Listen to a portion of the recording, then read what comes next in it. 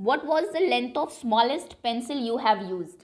आपने जो सबसे छोटी से छोटी पेंसिल आज तक यूज़ की है, जब तक वो शार्प करते रहते हैं आप लोग, जब तक बिल्कुल ऐसी नहीं हो जाती कि वो हाथ में ना आए, वो कितनी छोटी होगी? How long is the pencil? Guess करना है आपको कितने सेंटीमीटर की मिनिमम पेंसिल आपने यूज़ की होगी। आई थिंक 3 सेंटीमीटर तो मिनिमम, बिकॉज से छोटी तो आपके हाथ में भी नहीं पकड़ी जाएगी आपसे। Measure it using a scale, अब उस पेंसिल को स्केल से मेजर करना है आपको। How good is your guess, और देखना है कि आपने जो गेस किया था वो कितना सही था। We can see that Anju used a lens to make it look bigger. Anju ने क्या किया, एक लेंस यूज़ किया और इस तरीके से देखिए अब वो अपनी पेंसिल को मेजर कर रही है। It is more than 3 centimetres. ये 3 सेंटीमीटर से तो डेफिनेटली बड़ी है, क्योंकि देखिए पेंसिल का मेजरमेंट यहाँ से स्टार्ट हुआ है, if I can show you, और 3 सेंटीमीटर यहाँ पर है। तो यहाँ अगर 3 सेंटीमीटर होती उसकी लेंथ तो वो बिल्कुल यहाँ तक जाती, यहाँ तक, लेकिन अभी उससे थोड़ी सी बड़ी है, ये इतनी बड़ी है 3 सेंटीमीटर से।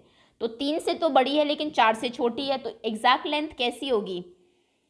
Hair 1 centimetre has 10 equal parts. देखिए मैं आपको 10th का कॉन्सेप्ट पहले क्लियर कराती हूँ। आपका जो स्केल होता है ना, उसमें 2 नंबर्स के बीच में, जैसे सपोज करिए 6 है और ये यहाँ पर 7 है, इनके बीच में इस सेंटीमीटर को 10 इक्वल पार्ट्स में डिवाइड किया होता है। कैसे? देखिए 1 ये एक पार्ट है, 2 3 4 5 6 7 8 9 एंड 10, ये 10 पार्ट्स में डिवाइड किया हुआ है।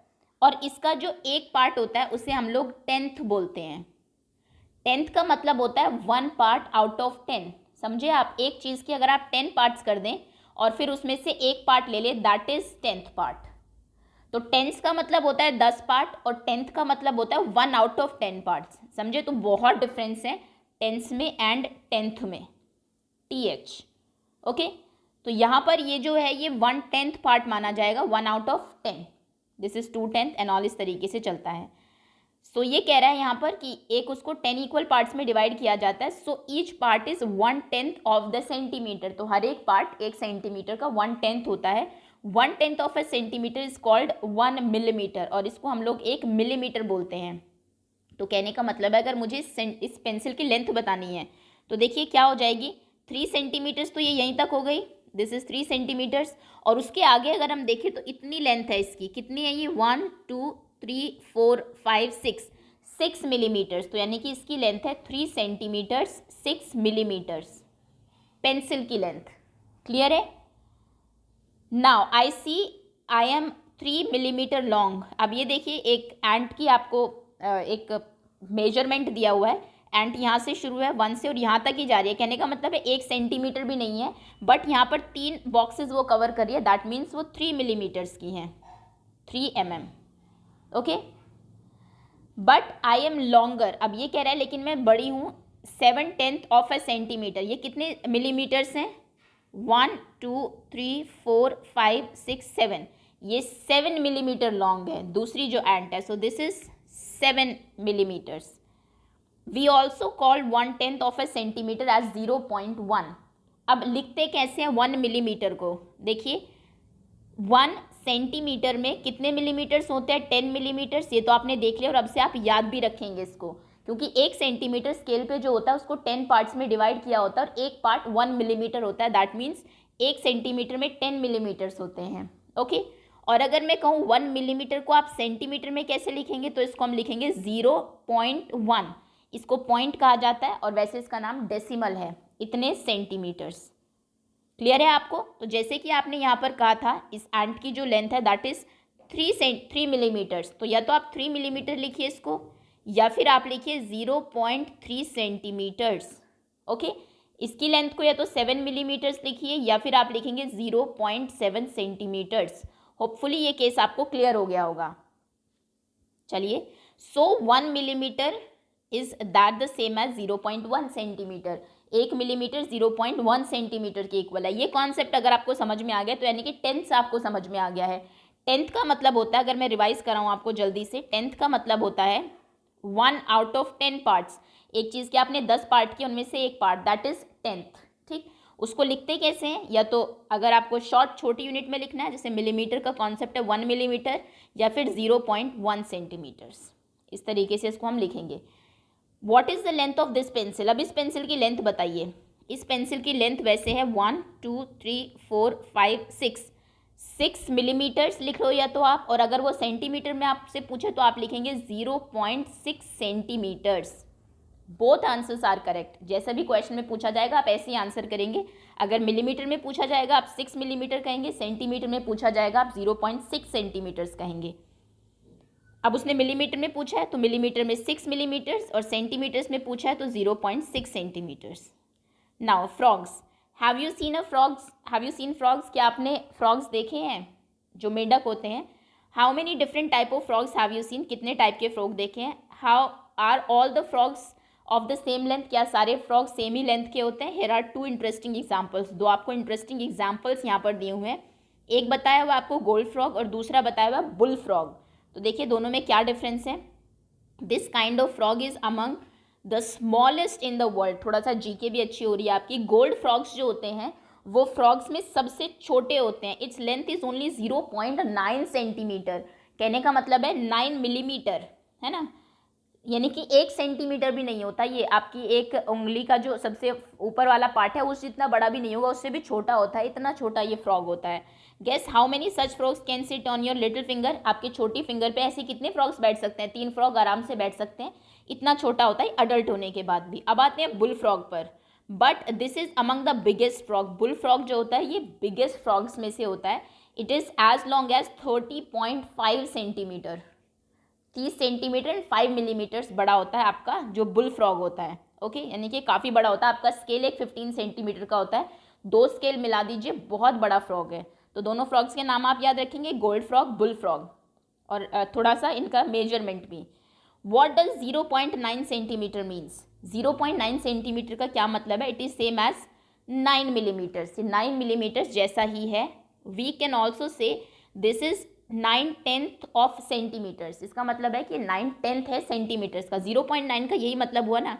देखिए एक शॉर्ट ट्रिक बताती हूँ आपको जल्दी से। अगर आपको कभी भी डेसिमल को चेंज करना है फ्रैक्शन में, जैसे इसने 9/10 बोल दिया, तो हम लोग क्या करते हैं, 0.9 लिखा हुआ है, 0.9 डेसिमल हटाना है आप लोगों को, फ्रैक्शन में चेंज करना है। तो 9 लिखिए आप लोग, डेसिमल हटा दीजिए यहाँ से, और डिनोमिनेटर में 0 के बाद कितने नंबर्स हैं, 1 के पीछे उतनी 0 आ जाएगी, यानी कि आप इसको लिख सकते हैं 9/10। ओके, अगर मैं आपसे कहूँ 0.55, इसको आप लिखेंगे 55/100। 100 क्यों? क्योंकि 1 के पीछे 2 नंबर्स थे आपके, दैट इज़ वाई हमने डिनोमिनेटर में 1 के पीछे 2 जीरोज लगा दिए। क्लियर है? As simple as that. Simple है। अगर मैं आपसे कहूँ 2.5, इसको चेंज करिए फ्रैक्शंस में, तो आप ये सब चीज़ें मैं आपको वर्कशीट में करा दूंगी। तो आप लिखेंगे, पॉइंट हटा दीजिए यहाँ से, 25 पॉइंट हटते ही, और डिनोमिनेटर में क्या आएगा, पॉइंट के बाद कितने नंबर थे, एक ही नंबर था 5, तो यानी कि नीचे 1 के पीछे एक 0 आ जाएगी, 25/10। सिंपल। ओके, तो 0.9 सेंटीमीटर का मतलब है 9/10 सेंटीमीटर, राइट? यस, करेक्ट, यही मतलब है इसका। सो 30.5 सेंटीमीटर सेम एज 30.5 सेंटीमीटर में क्या होता है, डेसिमल के आगे जो नंबर होता है दैट इज सेंटीमीटर, और डेसिमल के बाद जो नंबर होता है दैट इज मिलीमीटर। सिंपल। तो इसका मतलब है 30 सेंटीमीटर्स एंड 5 मिलीमीटर्स। ऐसे क्वेश्चंस आपको वर्कशीट में भी काफ़ी मिलेंगे। कोई भी आपको सपोज करिए 205.6 दिया हुआ है, तो इसका सिंपल मतलब है 205 सेंटीमीटर्स हैं और 6 आपके मिलीमीटर्स हैं, क्योंकि डेसिमल के बाद है। Okay, about how many of the big frogs will fit in 1 metre scale? 1 metre scale पर लगभग जो बड़े फ्रॉग्स हैं वो कितने फ्रॉग्स बैठ जाएंगे? आपको पता है 1 मीटर में 100 सेंटीमीटर्स होते हैं, और ये है 30.5 का, तो 30 60 अप्रॉक्स एंड 30 90। उसके बाद एक और बैठाएंगे अगर हम 1 मीटर के उस पर, तो ज़्यादा हो जाएगा, 120 हो जाएगा। ऑब्वियसली हमें 100 तक ही है हमारे पास, तो यानी कि अप्रॉक्स 3 फ्रॉग्स बैठ सकते हैं उसमें। यहाँ पर आप लिखेंगे 3 frogs. Next is about how many big frog, okay this we have done. If they sit in a straight line, about how many of the small frog will cover 1 metre? अगर एक सीधी लाइन में बैठे तो बताइए कितने जो छोटे वाले जो फ्रॉग्स हैं, स्मॉल फ्रॉग्स, 1 मीटर में वो कितने बैठ जाएंगे? अब देखिए 1 मीटर में कितने सेंटीमीटर्स होते हैं, 100। ओके, और जो छोटे फ्रॉग्स हैं उनको चाहिए 0.9, यानी कि 0.9। कहने का मतलब ये है कि अप्रॉक्स 1 सेंटीमीटर भी नहीं चाहिए एक को, तो 100 से तो ज़्यादा ही बैठेंगे। अगर एक स्ट्रेट लाइन में सभी के सभी बैठेंगे तो क्या काम करेंगे, आपका यहाँ पे अप्रॉक्स आंसर कितना आएगा इसके लिए? तो हम लोग 100 सेंटीमीटर का जो स्पेस है उसे डिवाइड करेंगे 0.9 से। ओके, तो यहाँ पर कैसे होता है इसमें 100/9 यानी कि आप 0.9 पॉइंट हटा दीजिए, ऊपर 10 से मल्टीप्लाई कर दीजिए। जैसा मैंने कहा था पॉइंट हटाना है तो नीचे होता है, अगर नीचे डेसिमल है तो ऊपर मल्टीप्लाई आप करेंगे। ये आपका हो गया 1000/9, तो कितना होगा approx 9 1s are 9 10, 9 1s are 9 10 again 9 1s are 9, यानी कि 111 फ्रॉग्स अप्रॉक्स बैठ सकते हैं वहाँ पर। ओके, तो यानी कि आंसर विल बी अप्रॉक्स 111।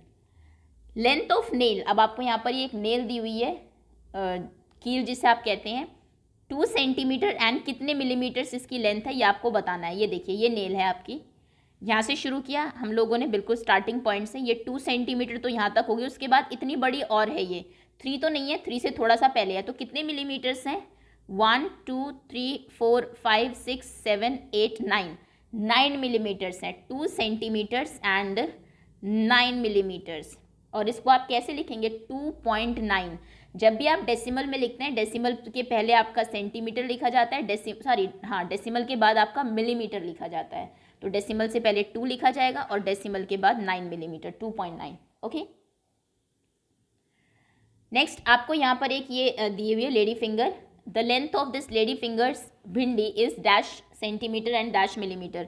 भिंडी की लेंथ बताइए कि कितनी है। तो देखते हैं पहले, एक तो उन्होंने भिंडी को स्टार्टिंग पॉइंट पर नहीं रखा है, क्योंकि यहाँ पर रखना चाहिए था। स्टार्टिंग पॉइंट ये है, ये 1 सेंटीमीटर से शुरू हो रही है, कोई बात नहीं, हम 1 सेंटीमीटर सब्ट्रैक्ट कर देंगे अगर हम स्टार्टिंग से रखेंगे इसको तो। वेट अ मिनट, यस, तो भिंडी यहाँ से, ये यहाँ से और कहाँ तक है, ये यहाँ तक है, अप्रॉक्स कहाँ तक जा रही है 9 पॉइंट, ये देखिए एक सेकेंड, ये जा रही है 1 2 3 9.3 सेंटीमीटर्स तक ये जा रही है, और 1 से हमने शुरू किया, कहने का मतलब है इसमें से हमें 1 सेंटीमीटर सब्ट्रैक्ट करना पड़ेगा। 9.3 आप तब लिखते अगर आप स्टार्टिंग से शुरू करते भिंडी को रखना, ये चीज़ ध्यान रखना। बच्चे इसमें जनरली मिस्टेक करते हैं, वो 9.3 ही इसकी लेंथ लिख देंगे क्योंकि लेंथ 9.3 आपको दिखाई दे रही है, लेकिन 9.3 आप तब रखते अगर भिंडी को आप शुरू से मेजर करते। आपने शुरू से नहीं किया, 1 सेंटीमीटर से शुरू किया है, तो स्टार्टिंग का जो उसमें से आपको सब्ट्रैक्ट करना पड़ेगा, यानी कि आंसर विल बी 8.3 सेंटीमीटर्स। 9.3 में से 1 सेंटीमीटर आपको माइनस करना पड़ेगा। ओके, तो लेंथ जो है इसकी दैट इज कितने सेंटीमीटर, 8 सेंटीमीटर्स एंड 3 मिलीमीटर्स, और इसको हम कैसे लिखेंगे 8.3 centimetres. Using the scale on this page find the difference in the length between candle 1 and candle 3. Now this activity you have to do yourself, आपको खुद करनी पड़ेगी, बिकॉज डेफिनेटली मैं आपको यहाँ पर मेजर करके नहीं दिखा सकती हूँ। एक कैंडल की लेंथ अगर आप कहें तो मैं मेजर कर सकती हूँ। ध्यान रखना स्केल में ये चीज़ आप ध्यान रखेंगे, यहाँ से अगर आप मेजर करना शुरू कर रहे हैं तो स्केल का स्टार्टिंग पॉइंट यहाँ पर होना चाहिए। जैसे ये अगर आपका स्केल है, ऐसे आप देखें तो यहाँ से 0 से आपको मेजर करना स्टार्ट करना है। बच्चे बड़े कंफ्यूज रहते हैं, कई बार 1 सेंटीमीटर से शुरू करते हैं।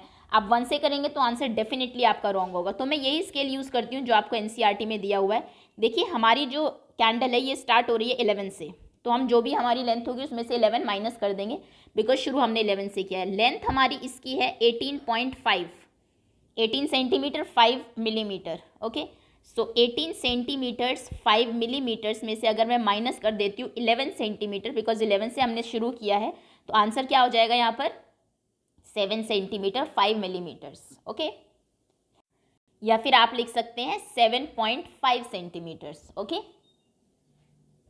Now this you have to measure by yourself. और इसमें ध्यान रखना टेबल में आपसे कैंडल और फ्लेम की लेंथ अलग पूछी हुई है। मैंने जो भी आपको बताया उसमें मैंने टोटल लेंथ आपको बता दी थी, तो आप यहाँ से यहाँ तक कैंडल की लेंथ अलग से मेजर करेंगे और फिर फ्लेम, यहाँ से यहाँ तक फ्लेम की लेंथ अलग से मेजर करेंगे।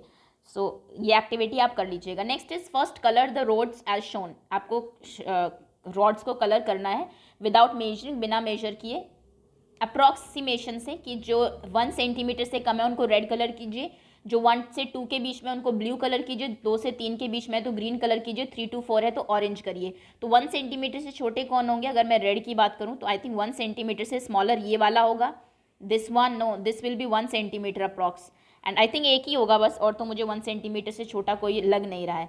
1 से 2 सेंटीमीटर के बीच में आपका होगा, ब्लू करना है आपको। सो दिस विल बी 1 से 2 के बीच में, दिस वन, बस 2 से 3 के बीच की अगर बात करें तो this you have to do green. तो आई थिंक ये होगा 2 से 2 to 3 के बीच में, this one will be between 2 to 3 and this, ये दोनों भी ठीक। उसके बाद ऑरेंज 3 to 4 को करना है, बाकी यहाँ सब आप खुद अप्रॉक्सीमेशन से मेजर करके इनको कर देंगे। सो अभी के लिए इतना ही रखते हैं, rest of the chapter we will do in next video. Thank you so much for watching and hopefully decimal आपको समझ में आया हो, कुछ नहीं है, सिर्फ 1/10 का मतलब है, 10th का मतलब है 1/10, टेंस का मतलब है 10, this is 10 tenths, this is 10th, 1/10। और डेसिमल में कैसे लिखते हैं, डेसिमल के बाद जो है 10th लिखा जाता है, आपका 10th पार्ट जो होता है उसका।